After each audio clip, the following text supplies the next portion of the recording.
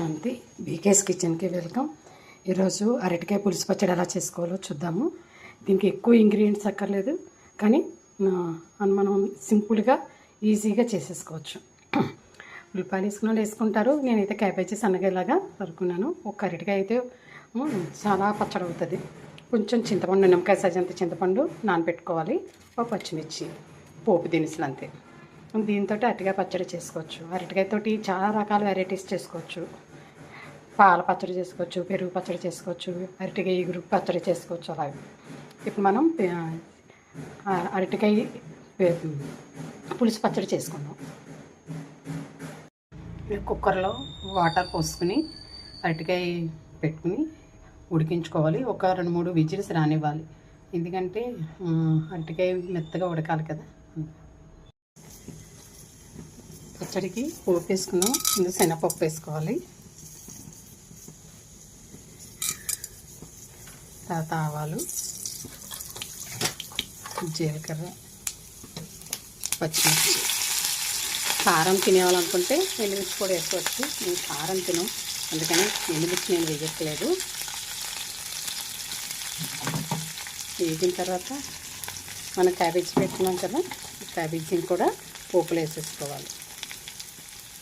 కొంచెం పసుపు ఒక్కసారి ఇలాగా అంటే చాలు.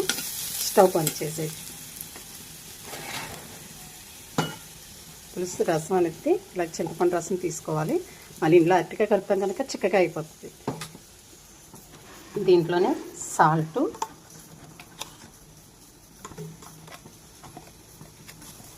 సరిపడా సాల్ట్ వేసుకోవడం, కొంచెం ధనియాల పొడి, బెల్లం.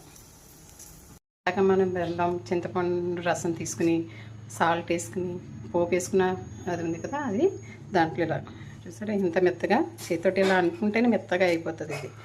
దీన్ని ఇందులో వేసుకుని కలిపేసుకోవాలి.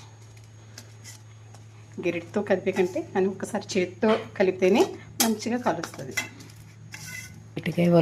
క్లిప్పింగ్ మిస్ అయ్యి ఇందులో ఒక్కసారి చేతితోటి మీరు కలిపేసుకోండి, అంతే రెడీ.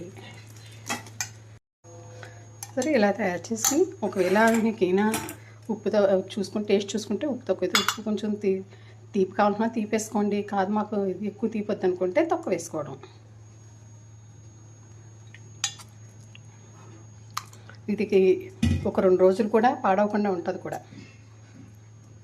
చాలా చాలా టేస్టీగా చాలా బాగుంది. తప్పకుండా ఇలా ట్రై చేయండి. మీకు నచ్చినట్లయితే తప్పకుండా సబ్స్క్రైబ్ చేసుకోండి, వేరే వాళ్ళకి షేర్ చేయండి, మీకు కామెంట్స్ పెట్టండి. కామెంట్స్ పెట్టడం మర్చిపోవద్దు, సబ్స్క్రైబ్ చేసుకోవడం కూడా మర్చిపోవద్దు.